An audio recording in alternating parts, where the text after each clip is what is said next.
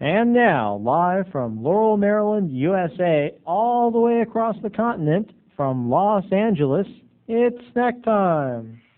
6 months ago, my acting agent took myself and about 15 other people, or at least invited us to go to California to see what it was like. Maybe we could sign with an agent up there. Maybe we could do a couple auditions, or maybe we could just see how the other half lives.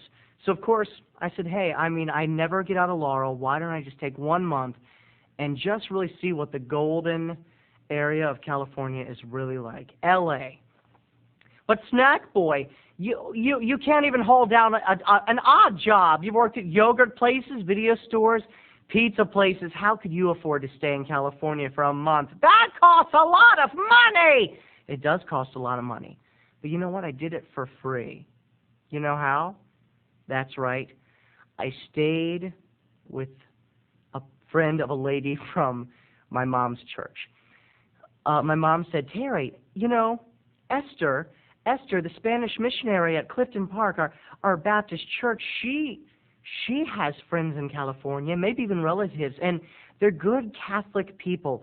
I really bet you anything, if you asked right, I bet you Esther could hook you up, and for the whole month you'd have a good Christian to stay with for free. And Terry, I want to think that if you were in California, you'd be staying with a good Christian, someone I could feel safe to watch over you. So I did. I called Esther and I said, Esther, you're my only hope. Is there anyone you know? And she's like, yes, Terry, yes, I will help you. I have a friend named Alicia out in California.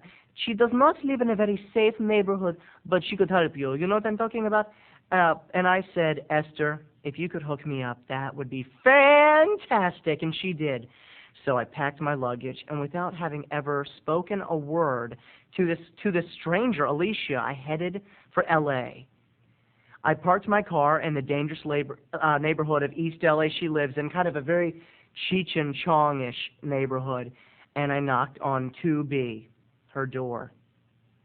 What I saw was something that I never thought I would encounter. You see, Alicia was a retired hairdresser, and her whole apartment was basically a combination thrift store / 1980s hair cuttery, yet not in use.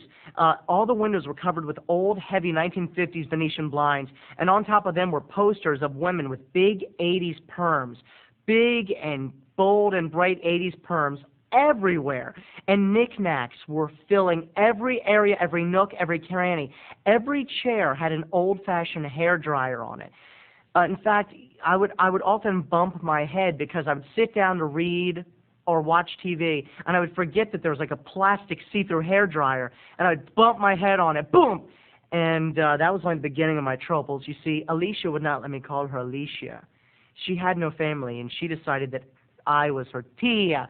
You will call me Tia because Tia means auntie, and I am that to you, Terry. I am your auntie. You will call me Tia every day from now until the day you leave. And know this, Terry, you do not ever have to leave. That's right, Tia wanted me to stay forever.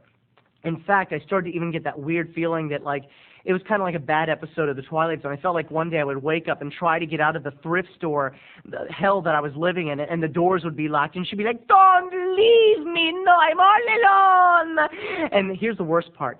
You know, you would think, I've got a place to stay. Terry, you shouldn't complain. You got a free room and board. You got a Catholic woman who's cooking your meals and loving you like an auntie. What's wrong with that, people?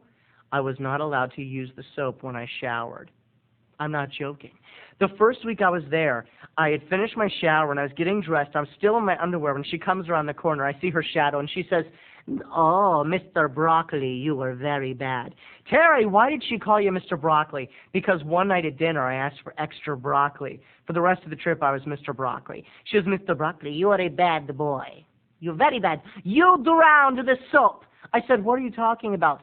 Tia, what did I do? Come, follow me, follow me. She took me to the bathroom and she says, look, and the soap container was the soap. And it was from my shower. Water had gone in the soap container, you know, and pretty much filled it up. And she says, you have drowned this soap. No more soap for you. No more soap for Mr. Broccoli. No more soap for Mr. Broccoli. None for you the rest of the time here. And know this, you never have to leave. You don't never have to leave. I hope you like it with me. Do you like it here, Terry? Do you like it? And I said, Tia, I love it here. And every night she would make me sit down in the kitchen, and after dinner we would watch her favorite soap opera. Esmeralda. That's right. And if you think soap operas are corny here, they're even cornier in Spanish. And I hope I'm not offending a whole culture of Spanish soap opera lovers. But we would sit there and watch the exploits of Esmeralda, this poor blind girl. And I said, and she would cry. She'd go, "Oh, Mr. Broccoli, this makes me sad.